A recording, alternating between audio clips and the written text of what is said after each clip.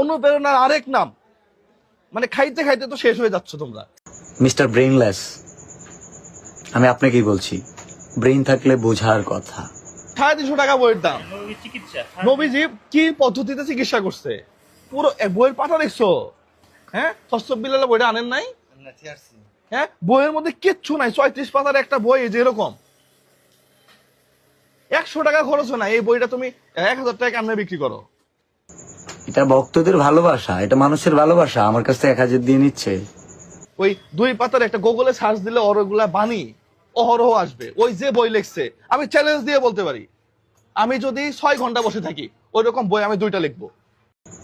লিখে ফেলেন আপনি। আপনার ভালোবাসলে আমি 1 লাখ দিয়েও নিতে পারি, আপনার ভক্তরাও নিতে পারে। তরসব বিলাল স্বর্ণের আংটি পাইস, আরো স্বর্ণের আংটি আরেকটা কিনে দিয়ে দিস। যে পরিমাণ গিফট আমি পাই আমি তো রেখে দিই না, আমি দিয়ে দিই। ওই তুলনায় তারা যা দিচ্ছে ওইটা কিছুই না, কারণ এগুলো সবই মানুষের জন্য, আমার জন্য না। আমিও বিএসসি ইঞ্জিনিয়ার, মাল মাথার মধ্যে একবারে কম আছে তা না, কিন্তু মানুষকে ঠকাইতে পারবো না, কথা স্পষ্ট।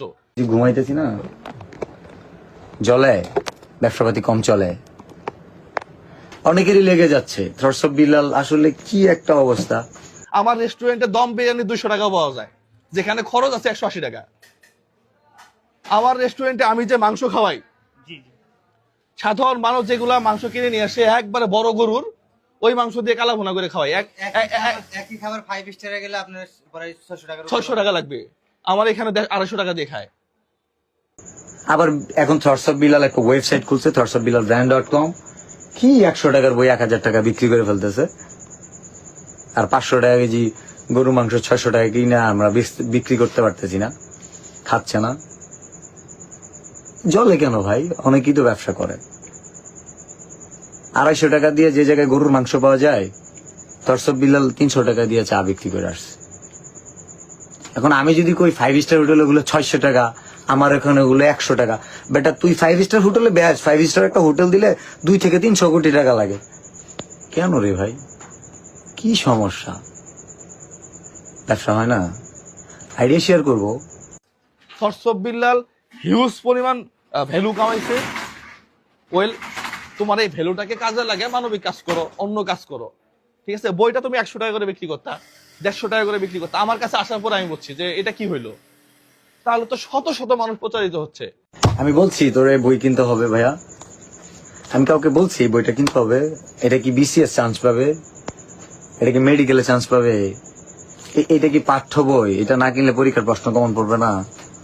আমি এক থরসব বিল্লালকে খুশি করার জন্য চুপ করে থাকলাম, কিন্তু এই যে শত শত মানুষ প্রতারিত হচ্ছে, এটা তো আমার দায়বদ্ধতা আছে। ওই যে বলছি না, কিছুটা সফল হলে হিংসুকেরা যদি অহংকারী বলে বিষয়টা সহজভাবে নিতে পারে না। একটু ঘাটলে বোঝা যায় হজম শক্তি কম, প্রতিহিংসা পরায়ণ, অন্যের ভালো দেখতে পারে না, তারাই বলবে অহংকারী। লজ্জা লাগে। মানে মানুষের বয়স হইলে যথেষ্ট, একটা মানুষ যদি সিনিয়র থাকে, তার সিনিয়র একটা রোল থাকে, এটা প্লে করতে হয়। না 10 টাকা দিয়ে যেটা দিছে এর মধ্যে যত লেখা আছে, বিশ্বাস করো এতটুকু এর মধ্যে বেশি আছে, এটার মধ্যে বেশি আছে। যে বইয়ের দাম 10 টাকা, হ্যাঁ। আর ওই যে বাণীগুলা লিখছে আমি দেখাই, যে এইটুক করে বাণী ওই যে গুগলে ট্রান্সলেট করে ভিতরে আবার দিয়ে দিছে যে ট্রান্সলেট অটো করা যায়।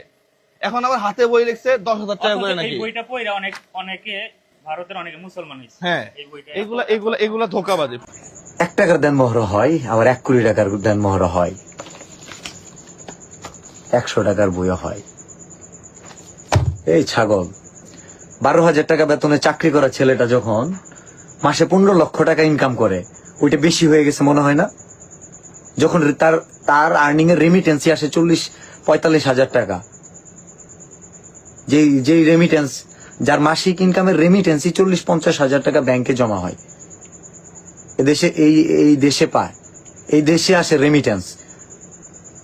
12,000 টাকা বেতনে চাকরি করা ছেলেটা যখন মাসে 16 লক্ষ টাকা ইনকাম করে, ওইটা বেশি মনে হয়? ওইটা বেশি মনে হয় না? 100 টাকার বই 1,000 টাকা, এটা বেশি মনে হয়?